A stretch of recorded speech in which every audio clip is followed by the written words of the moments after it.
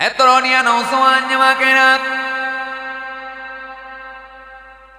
Ya me muru pianira বাবার আসরে রেখে দেখি কেতাবের মধ্যে পাওয়া যায় বুড়িমা আস্তে আস্তে আস্তে আস্তে নিজের কন্তমস্তলের দিকে রওনা হয়ে গেলেন। বুড়িমা নিজের কুঠুরির ভেতরে জরাজীর্ণ কামরার মধ্যে চলে গেলেন।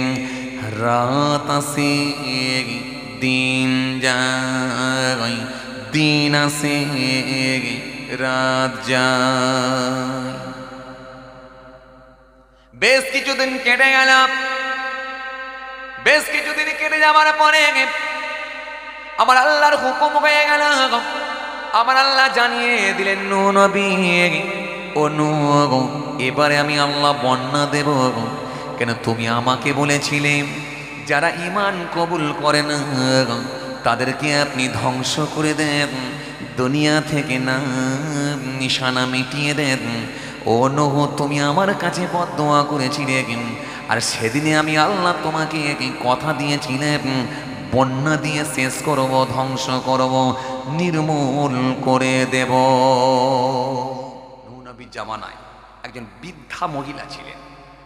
বৃদ্ধা মহিলা, সংক্ষেপে বলি, অত বিস্তারিত আলোচনা করছি না, বড় শোনার ওনার ইচ্ছা যখন একটু বলি, এই প্রসঙ্গকে টেনে একটু বলি। নূহ নবীর জামানায় এক বৃদ্ধা মহিলা হযরতে নূহ নবীর কাছে গেলেন, গিয়ে বললেন, হুজুর আমাকে একটু আমি আপনার কাছে এসেছি হুজুর, একটু ঈমান কবুল করার জন্য। হযরতে নূহ নবী সে সময় তাকে আস্তে আস্তে কালেমা শরীফটাও পড়িয়ে দিলেন, দিয়ে বললেন, বেশ কিছুক্ষণ তিনাকে নসিহত করলেন, তাসাউফের শিক্ষা দিলেন, দিয়ে বললেন, মা সামনে একটা বন্যা আসছে মা। আপনারা জানেন তো নাকি নূহ নবীর জামানায় খুব বন্যা হয়েছিল, এই ওয়াজ আপনাদের জানা আছে, তবু একটুখানি ভাই বললো বলে বলছি। তো হযরতে নূহ আসলাম বললেন, মা সামনে একটা বন্যা আসছে মা, আর এই বন্যাতে আমার আল্লাহ পাক পাপী মানুষদেরকে সব ধ্বংস করে দেবেন। তবে মা আমি একটা নৌকা বানাচ্ছি। নূহ নবীর জামানায় নূহ নবী নৌকা বানিয়েছিল, জানেন তো আপনারা, এই ওয়াজ আমি পূর্বের ক্যাসেটেও করেছি। এক পালোয়ানকে নিয়ে আসা হয়েছিল, এসে সে নূহ নবী ওই নৌকা বানানোর জন্য গাছ এনে দিয়েছিল, প্রচুর ওয়েট, প্রচুর ভারী, হাতি পর্যন্ত নিয়ে আসতে পারে না পালোয়ান। আমি ওয়াজ করেছি ভাই বাবাজি আমার ভাইয়েরা, যে এত বড় পালোয়ান ছিল যে বাবাজি আমার ভাইয়েরা, জি আকাশের মেঘমালা থেকে বৃষ্টি, মেঘেতে ঠোঁকা দিয়ে বৃষ্টি খাত, বৃষ্টি পানি খেতেন, আর নিজের হাতখানা সমুদ্রের নিচে ভরে দিয়ে একেবারে সমুদ্রের নিচে থেকে মাছ তুলে নিয়ে আর সূর্যের লাইটে গরম করে ভুনা করে খেয়ে নিতেন। এই ওয়াজ আমি পূর্বের ক্যাসেটে করেছি, আপনারা শুনতে পাবেন, মিডিয়া আছে, সব চলছে, সার্চ করলে পেয়ে যাবেন। যাই হোক, অত বিস্তারিত আলোচনায় যাচ্ছি না, খালি যে ভয় নিয়ে বলছিলাম, আল্লাহর ভয়, তাকওয়া, এটা বলতে গিয়ে এই প্রসঙ্গটা একটু টেনে নিয়ে এলাম। তো মা নূহ নবী বললেন, মা এই সামনে একটা বন্যা আসছে মা, এই বন্যাতে আমার আল্লাহ সবকে ধ্বংস করে দেবেন, নির্মূল করে দেবেন, শেষ করে দেবেন। সেদিনে এই আমার এই নৌকাতে যারা উঠবে তারাই একমাত্র বাঁচবে, বাকি আর কেউ বেঁচে থাকবে না। তো মা তুমি তো ঈমান কবুল করেছো, তুমি আমার কিন্তু ওই দিনে নৌকাটাই উঠে পড়বে। তাহলে হুজুর আপনি তো নৌকায় উঠতে বলছেন, আমি তো বৃদ্ধা মহিলা, আমার তো বয়স হয়ে গেছে, কবে কি ঘটনা ঘটবে, কিভাবে হবে আমি তো অত বিস্তারিত জানতে পারবো নি। তো সামনে আমার বাড়ি হুজুর, একবারে জরাজীর্ণ বাড়ি হুজুর, একেবারে ছিটে বেড়া বাড়ি, জরাজীর্ণ কুঠুরি একটা ছোট্ট বাড়ি, ওতে আমি থাকি। তবে যখন আপনি সংবাদ পাবেন তার আগে একটু আমাকে সংবাদটা পৌঁছে দেবেন। নূহ নবী বললেন, মা যাও, চিন্তা করতে হবে না, আমার সহচর অনুচরের ভেতর থেকে কাউকে দিয়ে তোমাকে আমি সংবাদ পৌঁছে দেব। এই কথা বলে নূহ নবী তিনাকে ছেড়ে দিলেন। ব্যাস, Etronia non so anima che na Ya me muru pianira বাবার আসরে রেখে দেখি কেতাবের মধ্যে পাওয়া যায় বুড়িমা আস্তে আস্তে আস্তে আস্তে নিজের গন্তব্যস্থলের দিকে রওনা হয়ে গেলেন। বুড়িমা নিজের কুঠুরির ভেতরে জরাজীর্ণ কামরার মধ্যে চলে গেলেন। রাত আসে দিন যায়, দিন আসে রাত যায়। বেশ কিছুদিন কেটে গেল। বেশ কিছুদিন কেটে যাওয়ার পরে আমার আল্লাহর হুকুম হয়ে গেল। আমার আল্লাহ জানিয়ে দিলেন, নূহ নবী, ও নূহ, এবারে আমি আল্লাহ বন্যা দেব। কেন তুমি আমাকে বলেছিলে যারা ঈমান কবুল করে না তাদেরকে আপনি ধ্বংস করে দেন, দুনিয়া থেকে না নিশানা মিটিয়ে দেন। ও নূহ, তুমি আমার কাছে বদদোয়া করেছিলে, আর সেদিনে আমি আল্লাহ তোমাকে কথা দিয়েছিলাম বন্যা দিয়ে শেষ করব, ধ্বংস করব, নির্মূল করে দেব। এই নূহ নবী শুনে রাখো, আমি আল্লাহ এবারে বন্যা দেব। যাও, দেরি করো না, নৌকার ওপরে সকলকে তুলে নাও। সেই নূহ নবী যে নৌকাটা বানিয়েছিলেন, এই নৌকা বানানো চলছিল যখন, কাফির মুশরিকরা নূহ নবীকে নিয়ে পরিহাস করেছিল, নূহ নবীকে নিয়ে উপহাস করেছিল, নূহ নবীকে নিয়ে টোল করেছিল, ঠাট্টা করেছিল। ও নূহ, দরিয়া তো এখান থেকে বহু দূরে, কেমন করে এত বড় নৌকা নিয়ে যাবে টেনে? তোমার কি মাথা খারাপ? তোমার কি ব্রেন খারাপ হয়ে গেছে? জোরে বলুন নাউজুবিল্লাহ। হযরতে নূহ নবী সেই সময় বলেছিলেন, আজ তোমরা আমাকে নিয়ে ঠাট্টা করছো, আজ তোমরা আমাকে নিয়ে মজাক করছো, তোমরা আমাকে নিয়ে টোল করছো। সেই দিন যখন আসবে তোমরা দেখতে পাবে নৌকা সেদিনে টেনে নিয়ে যাবার প্রয়োজন হবে না। সেদিনে এখান থেকে এই নৌকা চলতে শুরু হবে। সেই দিন তার বেশি দিন না, যেদিনে দেখবে এমন আল্লাহ বন্যা দেবে পাহাড়ের ওপরে 40 গজ পানি উঠে যাবে। হযরতে নূহ নবী জবাব দিয়েছিলেন, তারা এটাকে কোনো ভ্রুক্ষেপই করল না, তারা এটাকে কোনো গুরুত্বই দিল না। তারা মনে মনে ভেবেছিল আসলে ভুল বকছি, এমনটা কখনো হতে পারে না।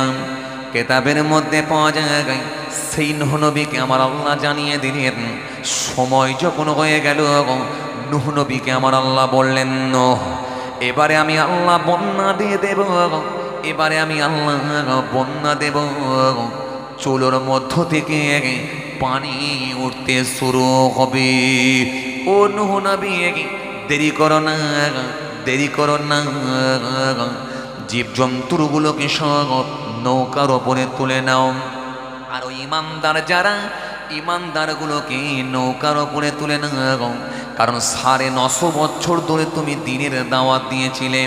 কেতাবের মধ্যে পাওয়া যায় মাত্র 80টি মানুষ হেদায়েত হয়েছিল, বাকি মানুষগুলো হেদায়েত হয় না।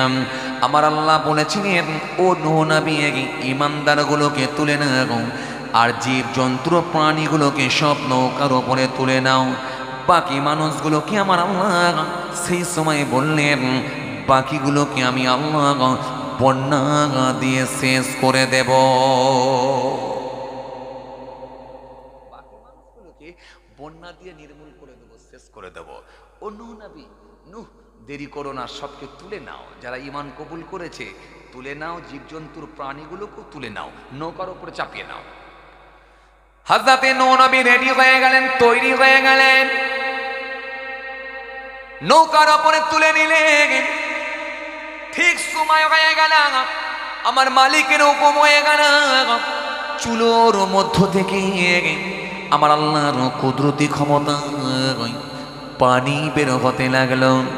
এত পানি, এত পানি, এত পানি, এত পানি, সব ডুবে গেল। ঘর বাড়ি সব ডুবে গেল, আর জমি জায়গা সব ডুবে গেল। এমনকি পাহাড়ের উপরে 40 গজ পানি উঠে গিয়েছিল। কিতাবের মধ্যে পাওয়া যায় নূহ নবীর সন্তান সেই দিনেতে সেই দিনেতে ওই পানির ওপরে সাঁতার দিতে লেগেছিল, পানির ওপরে সাঁতার কাটতে লেগেছিল। নূহ নবীর সন্তান সেদিনে পানির ওপরে সাঁতার দিতে লেগেছিল।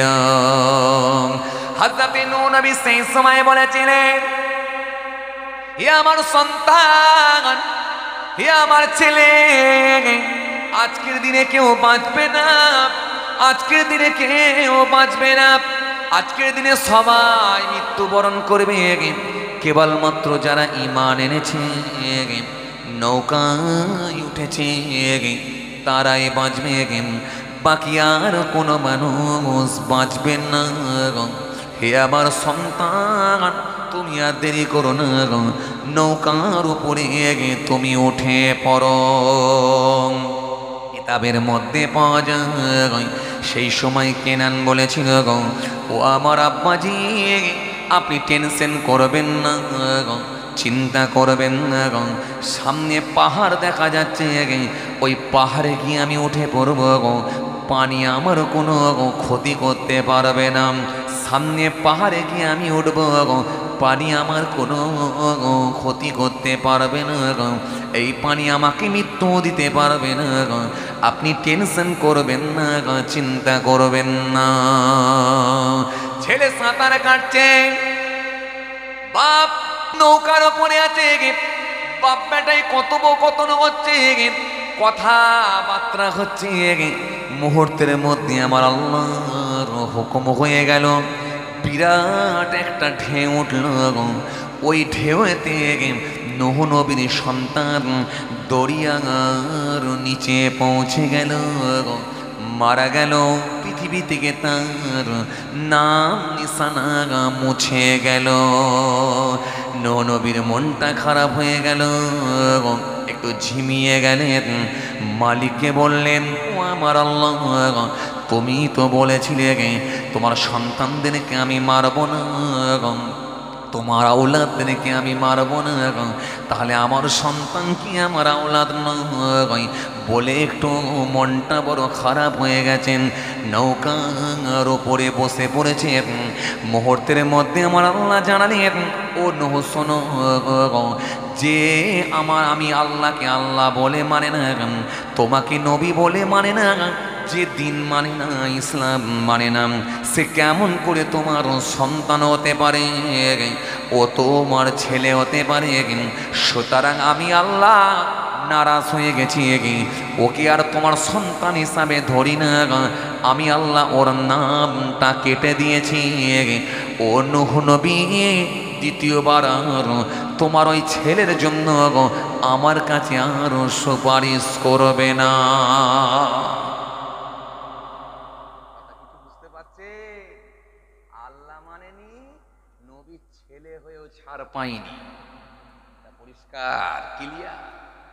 হ্যাঁ, দিন মানেনি, ছেলে হয়েও ছাড় পাইনি। কার? নবীর। এত বড় নবী একজন, আল্লাহ মানেনি, ছাড় পায়নি। কিন্তু নূহ নবীর ছেলে আর একজন ছেলে, যার নাম হল হযরতে সাম। নাম শুনেছেন না আপনারা? নবী সাম, হযরতে নূহ আসলামের ছেলে সাম কি দরজার মানুষ। এক ভাই জাহান্নামী হয়ে যাচ্ছে, আর এক ভাই আল্লাহর জান্নাতি হয়ে গেলেন। হযরতে সাম, কোন বর্ণনায় এসেছে তিনি একজন নবী ছিলেন, আবার কোন বর্ণনা এসেছে না, নবী ছিলেন না, বরং তিনি একজন ধার্মিক ছিলেন, আল্লাহওয়ালা ব্যক্তি ছিলেন। যে সাম ৪,৫০০ বছর পরও কবর থেকে উঠে দাঁড়িয়েছিল। আপনাদের এই ওয়াজ শোনা আছে? হযরত ঈসা রুহুল্লাহ সামকে জিন্দা করেছিলেন আল্লাহর হুকুমে। জি জি, হযরত সাম তিনি ৪,৫০০ বছর পরে উঠে দাঁড়ালেন। জি ভাইরা আমার, বন্ধুরা আমার, সাথী মহব্বতের ভাইরা, ২৫৫ ফুট লম্বা ছিলেন। 255 ফুট লম্বা মানে ক হাত গো? হিসাব দিতে পারবেন কেউ? হিসাব দেওয়া যাবে, একটু সময় নিতে হবে, একটু সময় নিতে হবে। 255 ফুট লম্বা মানে কতটা হবে? এতটা হবে? হ্যাঁ, কি বলছেন?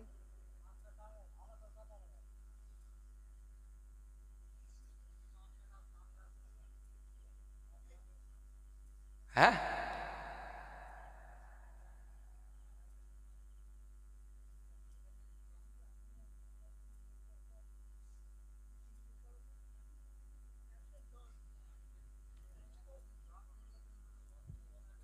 বাহ, মাশাআল্লাহ, খুব ভালো হিসাব করছে কিন্তু।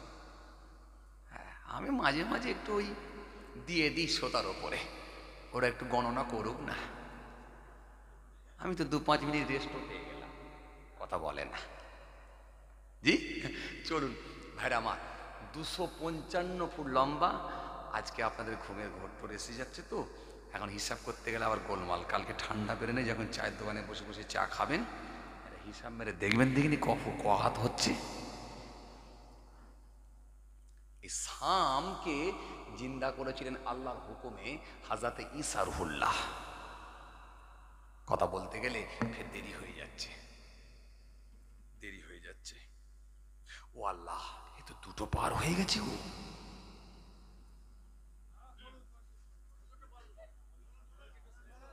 ই আল্লাহ, এ কি বলে? এই না, চাচা বলে 3টে পর্যন্ত। না না, এই চাচা বলে আবার ফজরের নামাজ একবারে পড়ে না। উফ, আল্লাহু আকবার। না না না, আবার পরে হবে, পরে হবে। এই পরে যা হবে হবে, একবারই হবে। আবার পরে হবে, পরে হবে। চলে, কি বলছিলাম যেন, বলতে বলতে ছেড়ে এলাম ভাই। নূহ নবীর কথা বলছিলাম না? হ্যাঁ, বন্যা শেষ হয়ে গেল। যেদিনে এই বন্যাটা হয়েছিল, আপনারা ওয়াজেও শুনেছেন, সেই দিনটা কিন্তু আশুরার দিন, অর্থাৎ 10ই মহরম। 10ই মহরম ছিল, জি। আর নূহ নবীর নৌকাটা আস্তে আস্তে আস্তে আস্তে গিয়ে পাহাড়ে গিয়ে ঠেকে গেল। পানি শুকিয়ে গেছে, 6 মাস কেটে গেল। পুরো একেবারে জমিন আবার আগের ন্যায় ফের দেখা যাচ্ছে, পূর্বের ন্যায় দেখা যাচ্ছে। 6 মাস পরে নূহ নবীর মনে পড়েছে সেই বুড়িমার কথা। মনে আছে আপনাদের? এই মনে আছে আপনাদের? সেই বুড়িমার কথা মনে পড়েছে 6 মাস পরে। সর্বনাশ করেছে, যা বুড়ি মনে হয় আর বেঁচে নাই। আর বেঁচে থাকার কথা, যে নৌকায় ওঠেনে সে আর বাঁচবে? পাহাড়ের ওপরে 40 গজ পানি, আর সে বুড়ির বাড়ি, ঝুপড়ি বাড়ি, সে কি আর বেঁচে আছে বলে মনে হয়? কথা তো ঠিকই। নূহ নবী একটু চিন্তিত হয়ে পড়লেন, যাহ, বুড়ি মনে হয় কি হলো গো, আমার এতদিন পরে মনে পড়লো। খুব টেনশনে পড়ে গেল, মনটা খারাপ। একজন ভক্তকে, শিষ্যকে বললেন, একজন হুজুরের সহচরকে বললেন, যাও তো বাবা, একটু গিয়ে এই ঠিক ওই জায়গায় গিয়ে একটা জরাজীর্ণ কামরা, ওই কামরার মধ্যে একটা বৃদ্ধা মহিলা বুড়িমা আছে, সে ঈমান কবুল করেছিল আজ থেকে 6 মাস আগে। একবার দেখো দেখিনি বুড়ি আছে না নেই, ঘর বাড়ি মনে শেষ হয়ে গেল মনে, একবার দেখো দেখিনি। খাদেমকে যখন পাঠানো হয়েছে, হযরতে নূহ নবী যখন পাঠিয়েছেন, খাদেম আর থাকতে না পেরে হুজুরের নির্দেশ অনুযায়ী, হুজুরের হুকুম হয়েছে বলে খাদেম, হুজুরের ভক্ত শিষ্য টুকটুক টুকটুক করে সে হেঁটে হেঁটে হেঁটে হেঁটে সেই জায়গায় পৌঁছে গেলেন, যে জায়গায় বুড়িমার বৃদ্ধা মহিলার ছোট্ট জরাজীর্ণ কামরা। ঘরটির সামনে গিয়ে দেখলেন, হায় রে হায়, ওই জরাজীর্ণ কামরা যেমনই ছিল তেমনই আছে। কামরার একটা মাটিও পর্যন্ত ছেড়ে পড়েনি। জোরে বলবেন না সুবহানাল্লাহ। মনটা বড় খুশি হয়ে গেল, ঘর তো আছে দেখছি, তাহলে নিশ্চয়ই মনে হয় বুড়ি বেঁচে আছে। কামরার সামনে গিয়ে একবার ডাক দিলেন বুড়ি মা, ও মা, বুড়ি মা, আপনি কি আছেন মা? বুড়ি মা সেই সময় কামরার ভেতর থেকে আওয়াজ দিয়ে বললেন, বাবা বন্যা কবে হবে? বন্যার কি সংবাদ দিতে এসেছেন নাকি? আল্লাহর মাহবুব বান্দা সেই সময় খাদেম সাহেব হতভম্ব হয়ে গেলেন, এ কেমন করে সম্ভব? এটা তো অলৌকিক ঘটনা। তখন বললেন, মা, বুড়ি মা, বন্যা তো 6 মাস আগে হয়েছিল মা। জমি জায়গা ঘর বাড়িগুলো সব ডুবে গিয়ে ফিনিশ হয়ে গিয়েছিল মা। সব জায়গা জমি ডুবেছিল, বাড়ি ঘরদোরগুলো সব ভেঙে পড়ে গেছে মা। মা, বিশাল বন্যা হলো, পাহাড়ের ওপরে 40 গজ পানি। তুমি কি কিছুই বুঝতে পারোনি? না, যেদিন থেকে হুজুর আমাকে যেদিন থেকে যে জিকির দিয়েছিলেন, যে সবক দিয়েছিলেন, আমি বুড়ি মা সেই সবকটা আমল করতাম। বন্যা কোনটা দিয়ে এলো, কোনটা দিয়ে চলে গেল, আমি বুড়ি তো একটু বুঝতে পারলাম না। কথা বুঝে আসছে? এটাই হলো আল্লাহর ভয় ভীতি। এই ভয় যদি ভিতরে ঢুকে যায় না, আর টেনশন নাই, আর টেনশন নাই। আপনার ভেতরে যখন আল্লাহর ভয় ভীতি ঢুকে যাবে, আপনি যেটুকু করবেন সেটাই সলিড সলিড সলিড কাজ হবে। ওই রকম দাঁড়িওয়ালার তো কোনো দরকার নাই, যে সুদ ঘুষ আবার কি বল লটারি জুয়া কিছুই মানে না, তাহলে কি দাঁড়িওয়ালা হবে বাপ? এই যে ভয়, এই ভয় ভীতিটা ঢুকে গেলে কাজ হয়ে যাবে। এই জন্য আমার আল্লাহ কোরআনে কারীমের মধ্যে বললেন, তোমরা আমার কাছে চাও ধৈর্য, সবর এবং নামাজের মাধ্যমে আমার কাছে দোয়া চাও। আমি আল্লাহ কথা দিচ্ছি তোমাদের দোয়া কবুল করে নেব।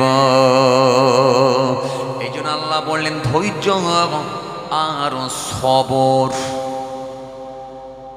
সবরটাও আমাদের মধ্যে শেষ হয়ে গেল। হাই রে হাই, চার করা জায়গা যদি একটু বেশি চলে যায়, চাচা ভাই পুরো মারপিট করে ফেলছে, কথা বলে না।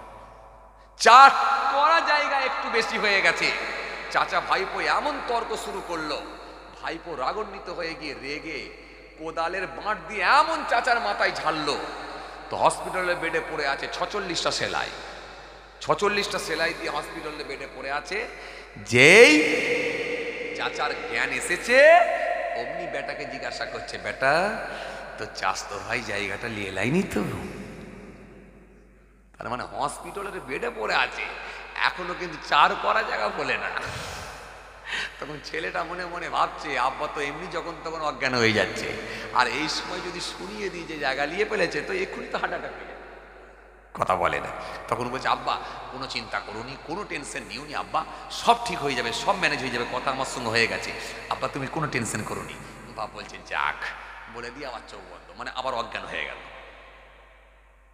কোথায় সে সবর? কোথায় আমাদের এই সবর আছে? আর কথা বলছেন না কেন? সবর আছে, সবর তাহলে ধৈর্যও নেই, সবর নেই, এবং অসলা নামাজও নেই, নামাজও নেই। যদিও গোটা কতেক মুসল্লি নামাজ পড়তে যায়, তাও জিজ্ঞাসা করে দেখেন 50 বছরের ওপরে বয়স হলে তবে যায়। এটা কথা বলে না, কথা বলছেন না কেন? কিছু বুড়ো লোক যারা মসজিদে নামাজ পড়ছে, খবর নিয়ে দেখেন সব 50-50-এর ওপরে বয়স হয়ে গেলে তবে মসজিদে গেছে। আপনি দেখান না কটা ইয়ং ছেলে যাচ্ছে, দেখান। ওরা যায়, সে জুম্মার দিনে যায়, তা আবার 2 রাকাতের জন্য যায়, কথা বলেন। 2 রাকাত নামাজ না হলে পড়ে না। আবার যদি সময় পায় তো ছাদের ওপরে গিয়ে নেট চালাচ্ছে, মসজিদের ওপরে বলছে এই দিকে এসে নেট চালা, টাওয়ার ভালো দিচ্ছে। আমাদের অবস্থা কোন জায়গায় বুঝতে পারছেন? খালি চিল্লালে তো হবে না বাপ, আগে দেখতে হবে ভিত কেমন আছে। ভিত খারাপ হয়ে গেছে রে ভাই, এ আর কিছু করার নাই, আর কিছু করার নাই। কিচ্ছু করার না। এই জন্য প্রত্যেকে যে যার আগে নিজেকে কোশ্চেন করতে হবে, আমি কতটা ভালো হতে পেরেছি। সমস্যাটা হয়ে গেছে কি জানেন, আমরা নিজেরা নিজেকে কোশ্চেন করি না, তো আমরা সবসময় লোককে কোশ্চেন করি, লোককে প্রশ্ন করায় অভ্যস্ত, খালি লোকের বিচার করায় অভ্যস্ত, লোককে কোশ্চেন করায় অভ্যস্ত, লোককে নিয়ে ভাবায় আমরা অভ্যস্ত। আপনার পাড়াতে যদি একটা লোক একটা চামড়ার ব্যাগ নিয়ে, চামড়ার জুতো পরে, চোখে একটা চশমা পরে হেঁটে হেঁটে বাস স্ট্যান্ড থেকে নেমে আসে, পাশে দেখবেন তিনটে ছেলে মাচায় বসে বসে বলাবলি করতে লাগলো, কামানি ভালো আছে, কেন চামড়ার জুতো পরে ঘুরবে নে? কথা বলে না, কথা বলছেন না কেন? আরে ও কামানি ভালো আছে কি কম আছে, ওর কি অবস্থা আছে, তুই ওকে নিয়ে ভাবছিস কেন? তোকে নিয়ে ভাব, তুই কোন জায়গায় আছিস ভাব। আর এই জন্য এটাই হচ্ছে আমাদের পতনের লক্ষণ। এই জন্য রাসূলুল্লাহকে জিজ্ঞাসা করা হলো, আইয়ুন নাসি আকরাম? ক্বালা আকরামুহুম ইনদাল্লাহি আতকাকুম। ওয়াল্লাহ নবী বিয়াদবি নেবেন না হুজুর, আইয়ুন নাসি আকরাম? নবীকে জিজ্ঞাসা করা। কষ্ট হচ্ছে নাকি আপনাদের? কি গো বাবাজি, কষ্ট হচ্ছে? কি বলছে? কে ঘুমাচ্ছে? কে ঘুমাচ্ছে?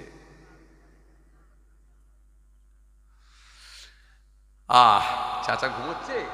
নাই তো, চাচা তো হাত ফাত সব লড়ছে তো, বলে ঘুমোচ্ছে। কি সমস্যা বলেন দেখিনি? বুড়ো লোক বলে চাচা, দেখেছো কানে কাটি দিচ্ছে চাচা, আর তুই বলছে ঘুমোচ্ছে। দেখছেন, বলছে চাচা ঘুমোচ্ছে। কি বিপদ বলেন দেখিনি? হ্যাঁ, মজলিসে কেউ ঘুমোয় না, খালি একটা লোক, সে প্রথম থেকে ঘুমাচ্ছে, সেটা হলো লাল জামা ভাই। সমস্যা নেই, ওই একটা থাকলে অসুবিধে নেই, ঘুম আসতেই পারে, স্বাভাবিক, ঘুম আসাটা স্বাভাবিক। রাত অনেকটা হয়েছে, বললে হবে নাকি? রাতের সঙ্গে একটা ঘুমের সম্পর্ক আছে না নাই? রাত 1:30 বাজছে, ছেলে খেলা কথা নাকি? না বাচ্চা, আপনি ঘুমিয়ে পড়েন তো, ওদের কথা বাদ দেন। আমি আপনাকে ফুল সাপোর্ট করছি, কোনো টেনশন নেই, ঘুমলে কোনো চাপ নেই, কোনো চাপ নেই, ঘুম আসতেই পারে।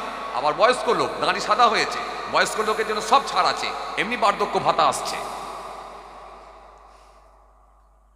কথা বলছেন না কেন? যে বাবাজি রাত অনেক হয়েছে, একটু পাইল ঝাইল করে চালাতে হবে, নাহলে আবার ঘুম এসে যাবে। কথা বুঝতে পারছেন?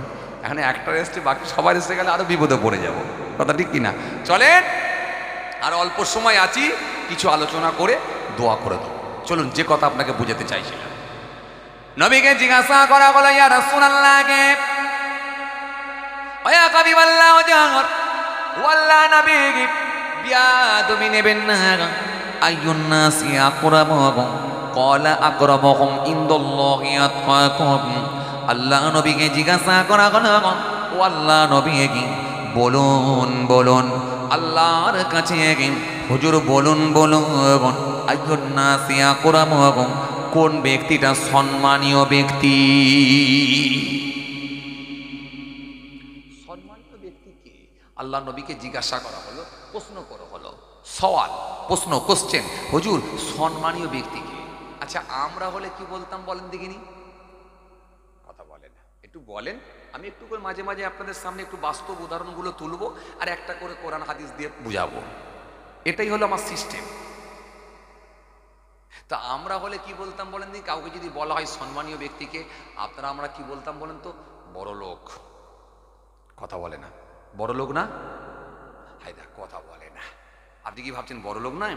আপনি নিজে মেলাবেন তাহলে। আপনার ঘরেতে যদি আপনার থেকে একটু গরিব মানুষ আপনার ঘরে আসে, তাকে আপনি কি খাওয়াবেন নিজে ঠিক করে নেবেন। কি বলবেন তো? লেবু পানি খাইয়ে ছেড়ে দেবো, আর নাহলে একটু আদা চা খাইয়ে ছেড়ে দেবো, ও তো আমার থেকে গরিব লোক। আর আপনার ঘরে যদি 3খানা ইটভাটার মালিক, 2খানা ভেরির মালিক, একটা 4 চাকায় স্করপিও গাড়ি নিয়ে এসে যদি দরজার সামনে দাঁড়ায়, দাঁড়িয়ে যদি বলে, খালেক ভাই কি আছেন? ঘরে থাকলে কি অবস্থা হবে? সর্বনাশ করেছে, সেই বড় লোকটা এসেছি, হায় হায় হায়, আমার ঘরে 3খানা ইটভাটার মালিক, 2খানা ভেরির মালিক, স্করপিও গাড়ি নিয়ে এসছে। খালি দরজার সামনে একবার খালেক ভাই বলেছে, ও ঘরের ভেতর থেকে বুঝতে পেরে গেছে, ও টোন শুনে যে সেই লোক এসেছে, ছুটে আসছে। কেন? বিশাল পয়সাওয়ালা লোক। কি বাবাজি কথা বলছেন না কেন? বাইরে বেরিয়ে এসে, হ্যাঁ ভাই আপনি এসেছেন, আসসালামু আলাইকুম, কেমন আছেন? ওয়ালাইকুম আসসালাম, চলুন চলুন চলুন, ঘরে চলুন ঘরে চলুন ঘরে চলুন। ঘরে নিয়ে গিয়ে বসিয়ে কি খাওয়াবো, কেমন করে আপ্যায়ন করব, কেমন করে মেহমানদারি করব, দরকার হলে যদি বারাসাতে গোশ আনতে যাই তাও যেতে হবে। কথা বলে না। দরকার হলে বারাসাতে সেই খাসির গোশ আনতে যাবো, বসিরহাটে না পাওয়া গেলে। তবুও কিন্তু এত বড় ধনী লোক আমার ঘরে এসছে কেন? অনেক সম্মানীয় ব্যক্তি।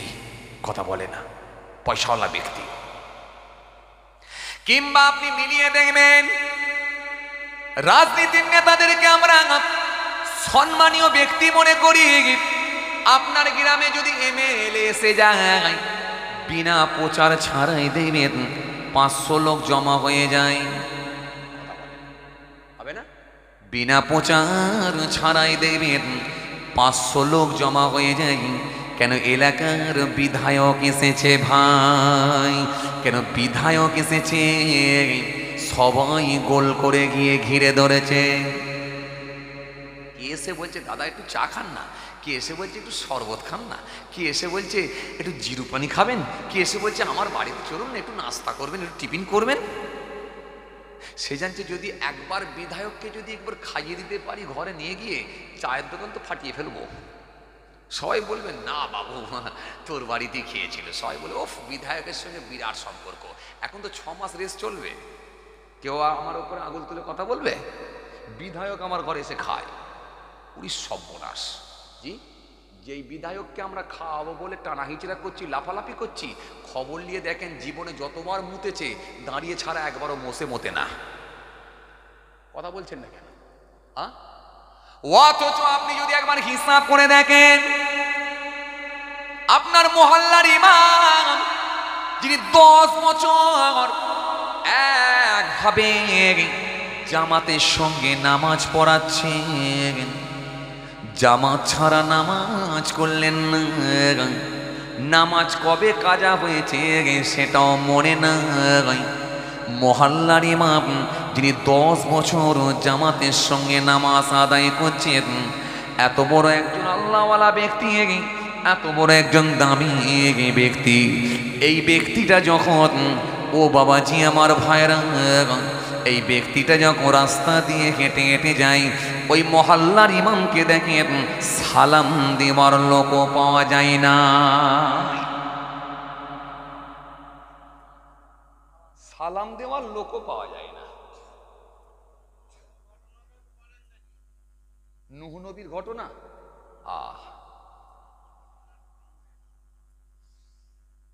উনি আবার ঘটনা শুনবে।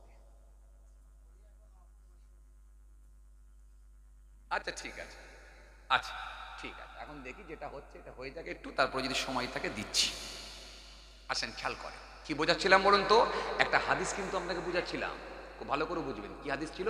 আইয়ুন নাসি আকরামু ক্বালা আকরামুহুম ইনদাল্লাহি আতকাকুম। নবীকে জিজ্ঞাসা করা হলো, হুজুর সম্মানীয় ব্যক্তি কে? নবী বললেন ক্বালা আকরামুহুম ইনদাল্লাহি আতকাকুম। এই হাদিসটা কিন্তু আপনাকে বুঝাচ্ছিলাম। বোঝাতে বোঝাতে আমি এত দূর চলে এলাম। কি বলছিলাম? আপনার মহল্লার ইমাম, যে মানুষটি 5 ওয়াক্তের নামাজ জামাতের সঙ্গে আদায় করছেন, আলহামদুলিল্লাহ 10 বছর ইমামতি করছেন, কিন্তু এই মানুষটার গুরুত্ব আমরা কতটা দিতে পেরেছি? একবার যদি খড়মপুর বাজারে চা খেতে যাই, একবার সালাম দেওয়ারও কেউ না। সে একটা মুসল্লি যদি সামনে পড়ে গেল, আসসালামু আলাইকুম হুজুর, ও আলাইকুম আসসালাম, হুজুর কোথা বেরিয়েছেন? হুজুর বাবা একটু চা খেতে বেরিয়েছে। ও আচ্ছা আচ্ছা। আর ইয়ং ছেলেগুলো, যুবক ছেলেগুলো, কে সাইকেল নিয়ে, কে মোটর সাইকেল নিয়ে, কে সিগারেট টানতে টানতে, কে বিড়ি টানতে টানতে, কে গুটকা পিট মারতে মারতে যাওয়ার সময় বলছে দেখ মনি সাহেব যাচ্ছে। তাহলে বিধায়ক আসছে তাকে খাওয়াবে বলে লাফালাফি, কথা বলে না। বুঝতে পারেননি মনে হয় না? বিধায়ক আসছে তাকে খাওয়ালে লাফালাফি করছে। যে লোকটা জীবনে কোনোদিন বসে মতে না দাঁড়িয়ে ছাড়া, তাকে খাওয়ানোর জন্য কম্পিটিশন করছি আমরা। কেন? খাওয়ালে ভাগ্য মানা। বিধায়ককে খাইয়েছি। আর আপনার ইমাম সাহেব যিনি 10 বছর জামাতের নামাজ পড়াচ্ছেন, তাকে একটু শখ করে 1 কাপ চাও খাওয়াচ্ছি নি, একটু মুসাফা করারও কেউ নাই। কেন? ও তো মলি সাহেব। যে লোকটা আল্লাহর কাছে প্রিয় তার মূল্য আমাদের কাছে নাই। কথা কিছু বুঝতে পারেননি? বুঝে চলুন, বুঝে চলুন। আসল জিনিসগুলো ধরার চেষ্টা করুন। এই জন্য নবীকে জিজ্ঞাসা করা হয়েছিল, নবী সুন্দর করে উত্তর দিয়েছিলেন, মান আহাব্বালিল্লাহ ও আকবাদালিল্লাহ ও আতালিল্লাহ ও মানালিল্লাহ ফাকাদ ইসতাকমালাল ঈমান। বন্ধুত্ব হবে কার সঙ্গে? আল্লাহর সঙ্গে।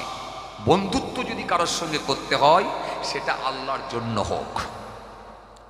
এই বন্ধুত্ব যদি কারোর সঙ্গে করতে হয় সেটা আল্লাহর জন্য হোক। কেন? ওই মানুষটা ধার্মিক হয়ে গেছে, আল্লাহওয়ালা হয়ে গেছে, ওই মানুষটা নামাজি, রোজাদার, পরেজগার, খোদাবির হয়ে গেছে, ওই মানুষটার সঙ্গে আমি সম্পর্ক রাখছি, একটু যেচে যেচে সালাম দিচ্ছি, একটু সময় পেলে একটু পাশে গিয়ে বসছি, একটু টাইম পেলে ভালো লাগে বলে মানুষটাকে একটু জোর করে নিয়ে এসে চা খাওয়ার দাওয়াত দিচ্ছি।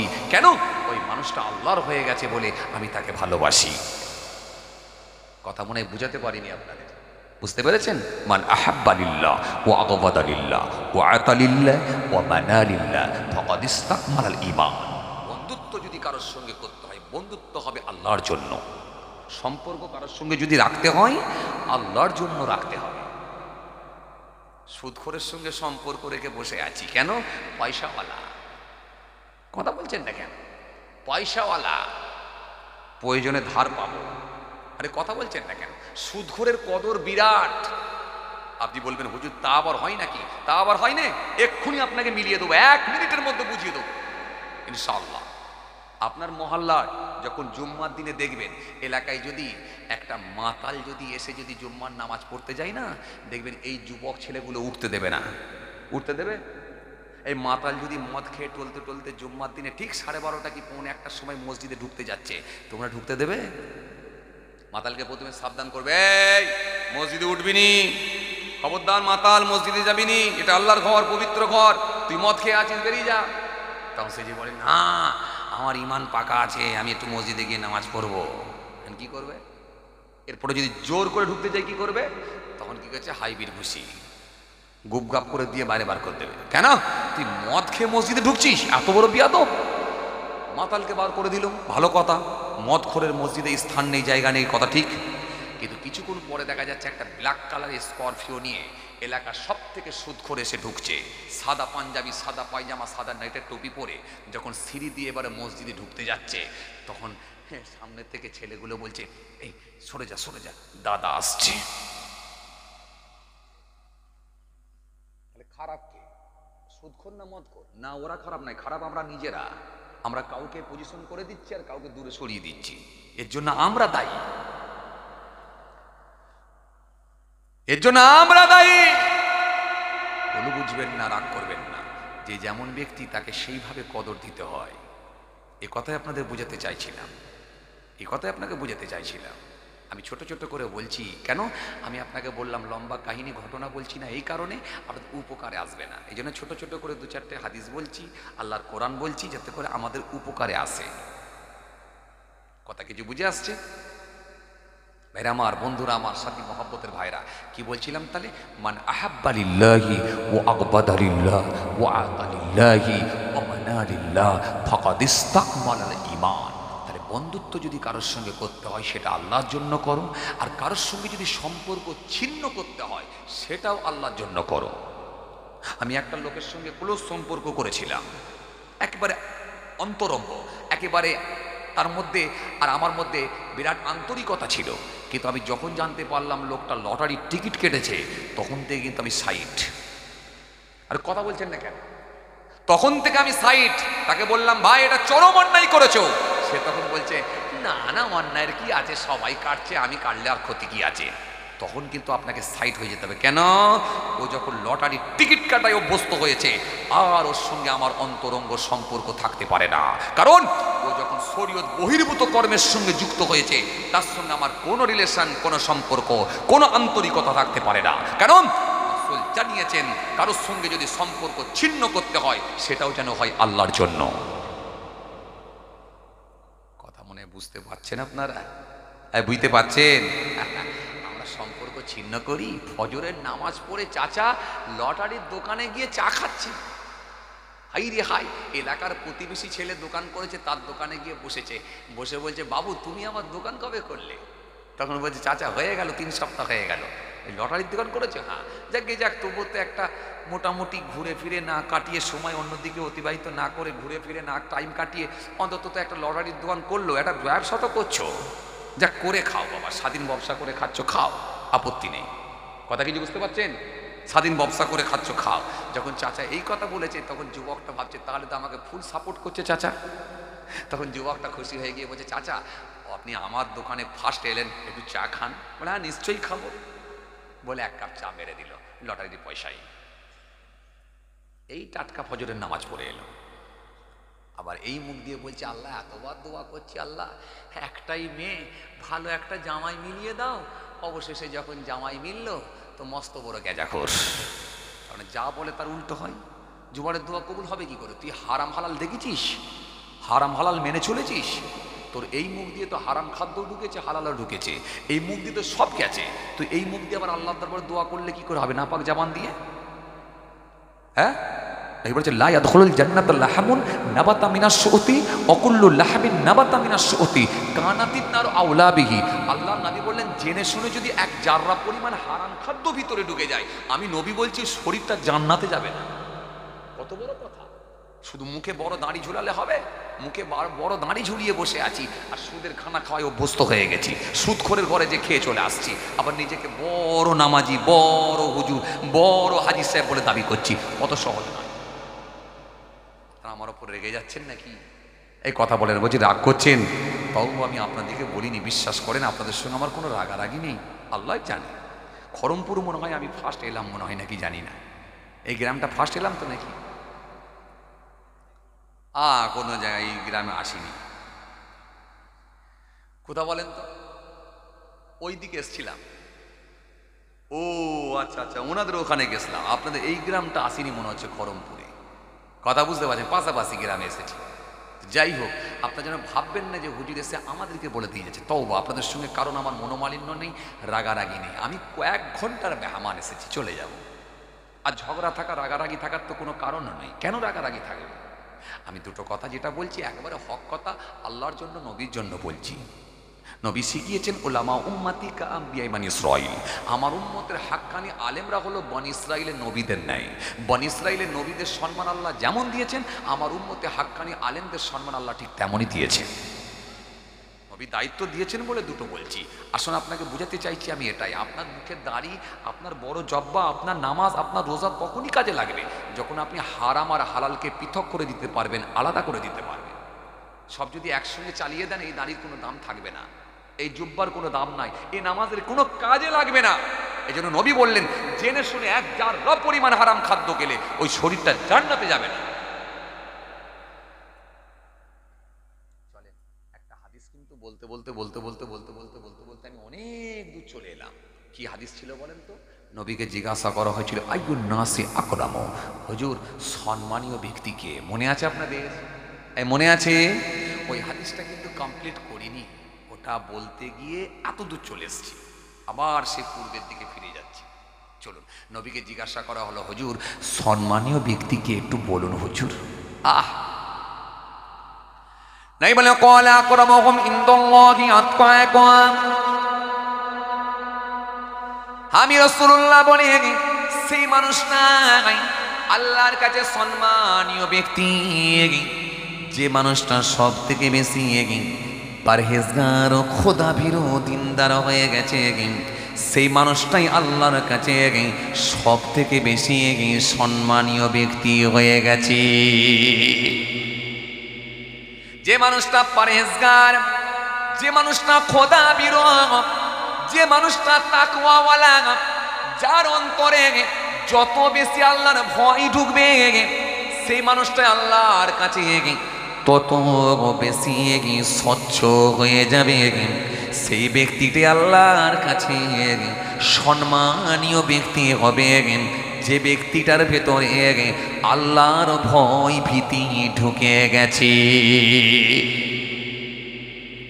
তাহলে সম্মানীয় ব্যক্তিকে পয়সাওয়ালা লোক না, না নেতা মন্ত্রী না, না জুব্বাওয়ালা না, না দাড়িওয়ালা না, না ডিগ্রিওয়ালা না, না হাফেজ সাহেব, মৌলভী সাহেব, হাজি সাহেব না, না সম্মানীয় ব্যক্তি আল্লাহর কাছে ওই ব্যক্তিটা, যে ব্যক্তিটা তাকওয়াওয়ালা হয়ে যেতে পেরেছে, যার অন্তরে যত বেশি আল্লাহর ভয় ভীতি ঢুকে গেছে, সে ব্যক্তিটা আল্লাহর কাছে তত বেশি সম্মানীয় ব্যক্তি হয়ে গেছে।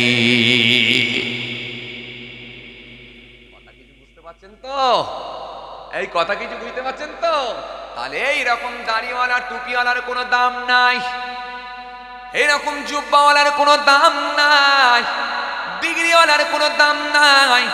যদি আল্লাহর ভয় ভীতি না থাকে, তার দ্বারাই সব অন্যায় কাজ করা সম্ভব হয়ে যাবে। আর যার ভেতরে অন্যায় কাজ থাকবে, ওই রকম দাড়িওয়ালা টুপিওয়ালা আল্লাহর কাছে কোনো মূল্য নাই, কোনো গুরুত্ব নাই। এই জন্য আল্লাহ পাক দেখবেন না ইন্নাল্লাহা লা ইয়ানজুরু ইলা সুওয়ারিকুম ওয়া আমওয়ালিকুম ওয়ালাকিন ইয়ানজুরু ইলা কুলুবিকুম ওয়া আমালিকুম। আল্লাহ পাক কোন মানুষের সূরা দেখবেন না, চেহারা দেখবেন না, লুক দেখবেন না, ফেস দেখবেন না।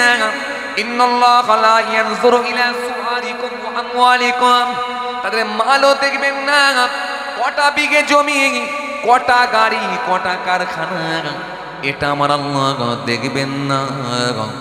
দেখবেন কেবলমাত্র ওয়ালাকিন ইয়ানজুরু ইলা কুলুবিকুম ওয়া আমালিকুম, দেখবেন কেবলমাত্র মানুষের অন্তর আর কর্মটা দেখে নেবেন, তার ভিতরটা কেমন ছিল, কাল্পটা কেমন ছিল, অন্তরটা কেমন ছিল, এটা আমি আল্লাহ দেখে নেব।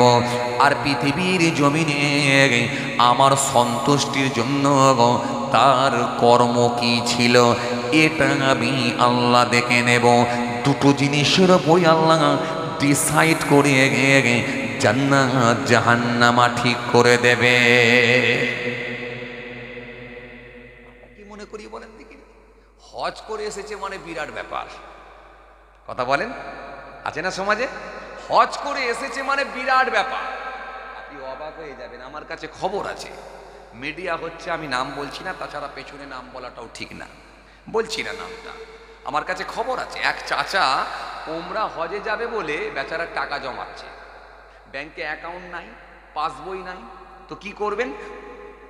তিনার গ্রামের এক পরিচিত ছেলে, যে নামাজি মুসল্লি ছেলে এবং দুনিয়াও ভালো বোঝে, ব্যাংক অ্যাকাউন্ট আছে, পাসবই আছে, তার কাছে চাচার টাকা জমিয়ে জমিয়ে রাখছে, 5,000, 2,000, 10,000 করে জমিয়ে জমিয়ে রাখছে ওমরা হজে যাবে বলে।